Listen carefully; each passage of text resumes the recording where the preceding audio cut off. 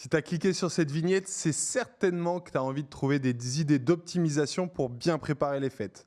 On le sait que Q4, c'est souvent un moment charnière pour les marques parce que souvent elles jouent leur année à ce moment-là. Certaines font 30, 40, 50% de leur chiffre d'affaires finalement en quelques semaines. Alors cette année, j'ai eu envie de vous partager des innovations que j'ai vues l'année dernière parce qu'évidemment, au moment où j'enregistre, les sites n'ont pas encore mis leur page Noël ou Black Friday en ligne. Donc j'ai récupéré des choses l'année dernière que j'ai eu envie de vous proposer maintenant. Donc on va faire simple. J'ai récupéré 10 choses que je trouve très intéressantes et que vous pourriez implémenter assez facilement et assez rapidement sur votre site web. L'idée n'est pas de créer des choses qui vont vous demander des heures, des jours et des jours de développement ou quoi que ce soit. C'est des petites choses qui peuvent finalement, mis bout à bout, vous permettre de générer 10, 15, 20, 30% de chiffre d'affaires en plus. Et normalement, si vous arrivez à faire 10, 20 ou 30% de chiffre d'affaires en plus en regardant une vidéo de 5 minutes, ça sera très, très, très, très rentable. Bonjour à tous, je suis Sébastien Tortu, fondateur de Boost Conversion, une agence spécialisée dans l'optimisation du taux de conversion et du panier moyen des e-commerçants. On a déjà accompagné un peu plus de 80 clients comme Spring, 900 Care, Natae, Les Mini-Mondes, Virtuosa, Sport Découverte et bien d'autres. Dans cette vidéo, justement, je vous partage tous mes tips de l'année dernière. Donc c'est parti avec le premier tips. Alors le premier tips, je l'ai vu sur le site de Swatch, qui est un outil de recherche un petit peu inspiré de Tinder. Alors l'idée n'est pas de trouver votre prochain mec ou votre prochaine meuf, mais de trouver le produit parfait dont vous aurez besoin. Et en fait, ce que fait Swatch, comme vous le voyez, c'est qu'ils vont vous poser en fait des questions et la seule moyen de répondre, c'est en gros oui ou non. Donc en termes de charge mentale, c'est très simple. Vous pouvez choisir très rapidement les éléments et en fait, vous arrivez sur une présélection de produits. Donc franchement, ça marche très bien. On voit cette petite barre de progression là. On voit qu'il y a 4 questions, boum, 5 questions et on arrive au bout. Donc je trouve que ça, c'est un point très intéressant. Ça permet de filtrer, ça permet de faire naviguer les gens finalement dans vos catégories de façon un petit peu joueuse, gamifiée. Et donc c'est une option qui n'est pas très compliqué à mettre en place et qui peut en tout cas permettre à vos clients de trouver les bons produits selon leurs critères de recherche. Donc ça, c'est très intéressant. Le point 2, une petite innovation que l'on voit assez peu, qui est en fait sur les homepages. Il y a quand même beaucoup de gens qui arrivent sur les homepages. Là, on l'a sur American Eagle. C'est un petit point qui permet en fait de pré-filtrer sur le bouton principal du header entre plusieurs finalement catégories. Donc ça fait quasiment comme un clic dans le menu et là ça va permettre en fait de pré-filtrer. Donc c'est toujours la même chanson entre guillemets, c'est de se dire comment j'arrive à envoyer les gens sur la bonne page et pas les envoyer sur une page trop générique. Évidemment, plus la page sera adaptée à leurs besoins, plus ils iront vite, plus ils auront potentiellement envie d'acheter rapidement. Donc ça c'est intéressant. Quand vous avez 2 ou 3 catégories à mettre en avant, hop, ça peut être intéressant de miser sur un menu déroulant sur votre homepage. Ensuite, bon alors ça c'est une idée que l'on commence à pas mal voir en France, sur beaucoup de sites, qui va être une sorte de quiz. Alors ça peut revenir un petit peu à la même idée que Swatch, qui n'était pas le même format, mais là, ce qui est plus sous la forme de quiz, où vous allez répondre à quelques questions, pareil, pour arriver sur le bon produit qui va correspondre à vos besoins. Ce qui est important dans les fêtes de Noël, c'est que, contrairement aux autres périodes de l'année, c'est que les achats sont moins personnels. On va avoir tendance, par exemple, moi, je vais faire un cadeau à ma mère, à ma femme ou quoi que ce soit, et donc je peux manquer d'idées, je peux manquer d'inspiration, parce que c'est pas pour moi, que je sais pas toujours ce qui peut plaire, par exemple, à ma maman.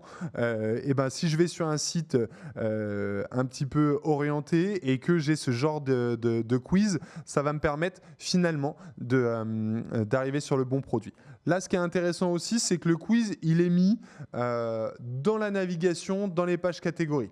De temps en temps, je le vois, il est dans le menu, un petit peu écarté. Ce qui est important, c'est que le quiz, il soit vraiment dans la navigation du consommateur. Là, elle l'est tout particulièrement, donc c'est intéressant. Il a sa propre identité visuelle, etc. Donc c'est vraiment une bonne idée. La quatrième idée qui est assez simple, c'est, vous voyez, dans la barre de recherche, de pouvoir mettre des informations comme là, le free delivery. C'est une bonne façon de, voilà, à un moment où la personne elle est en train de chercher quelque chose, de lui envoyer un petit push pour lui dire tu peux acheter en toute tranquillité, on a un free delivery le next day. Donc ça, c'est vraiment, voilà, une petite persuasion, petit élément à pouvoir rajouter. à un moment, entre guillemets, inactif. En tout cas, lui, il est actif, mais on n'a pas encore grand-chose à lui proposer. Dès qu'on commence à avoir un vrai produit à lui proposer, bah là, ça change et ça montre un produit. L'idée 5, qui est une idée qui est toute bête et qui est très rassurante. Là, on joue sur les biais psychologiques. C'est le fameux recevoir avant Noël. En fait, c'est pareil, un filtre sur les pages catégories où vous allez pouvoir dire, bah voilà, moi je clique dessus pour le recevoir avant Noël. Donc c'est un petit peu comme le bouton de filtre Prime sur Amazon pour se dire, ok, je sais que lui, je vais le recevoir demain ou quoi que ce soit. Bah là, c'est pareil.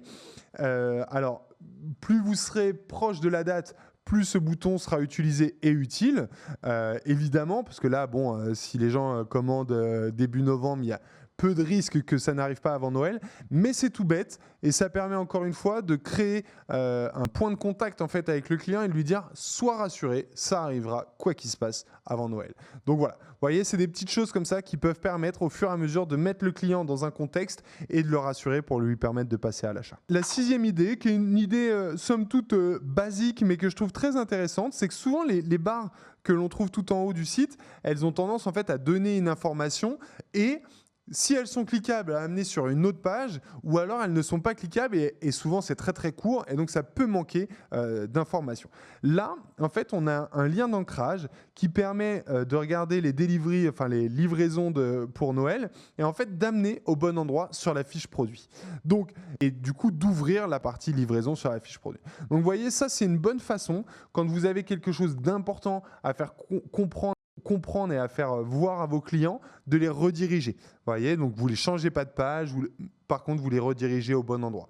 Si les gens le découvrent dans la navigation, cool. S'ils ont cliqué, ils arrivent directement au bon endroit. Donc ça c'est intéressant. Et en plus, le fait d'avoir un clic à cet endroit-là, d'un point de vue tracking, c'est aussi très intéressant parce que ça va vous permettre de voir à quel point les gens, finalement cette information est importante pour eux et à quel point ils cliquent dessus. Donc voilà, petite idée pour... Là, c'est sur la livraison, mais vous pouvez amener sur plein d'autres choses. Hein. Ça peut être sur des éléments de la marque, sur les moyens de paiement. Enfin, on peut imaginer plein de choses, mais encore une fois, en restant sur la même page. L'idée numéro 7, alors là, qui revient un petit peu au filtre sur la page catégorie de recevoir avant Noël, qui est un timer. Donc ça, c'est quelque chose que Amazon utilise très souvent pour dire, voilà, si tu commandes dans les 6 heures, tu reçois le produit demain matin. Si tu recommandes, etc. Ça, plus on va approcher de Noël, plus ça sera des éléments qui seront importants, encore une fois, parce que les gens, ils veulent se faire livrer dans les temps, ils vont s'y prendre souvent à la dernière minute. Je ne sais pas si... Enfin, moi, c'est mon cas, j'ai tendance à faire tout à la dernière minute.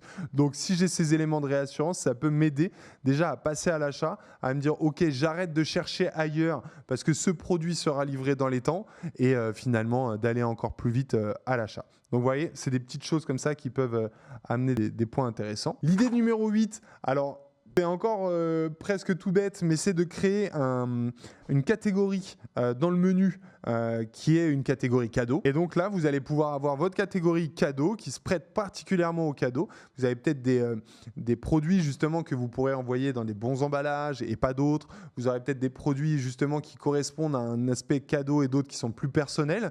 Là, ça va vous permettre tout de suite de filtrer sur ce qu'on a l'habitude d'offrir dans vos produits.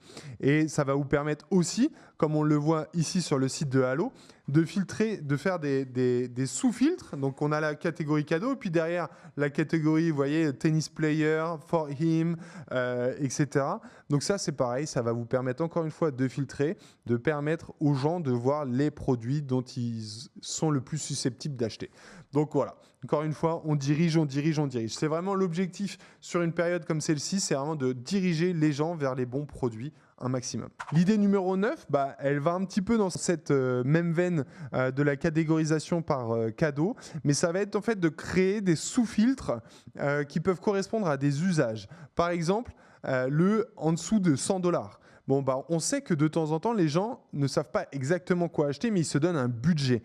Eh bien, là, ça va vous permettre tout de suite, finalement, de filtrer par budget. Ça ne veut pas dire que les gens n'achèteront jamais quelque chose plus cher que le budget qu'ils ont affiché, ou sur lequel ils ont cliqué, mais déjà, ça vous donne une bonne inspiration. Ça évite, en fait, que potentiellement, j'ai un budget en dessous de 100€, je vois 3, 4, 5 produits qui me plaisent, mais qui sont au-dessus de 100€, potentiellement, je m'en vais parce que je considère qu'ils n'auront pas le produit adéquat dans mon budget. Donc, vous voyez, c'est important de pouvoir guider les gens. Et puis même, Encore une fois, d'un point de vue analyse, c'est aussi ça le CRO, c'est vraiment d'être capable d'analyser toutes les données de votre site web. Bah, vous allez vite voir si les gens qui viennent faire des cadeaux chez vous, ils ont plutôt 100 euros, plutôt entre 100 et 200, plutôt plus de 200 euros de budget.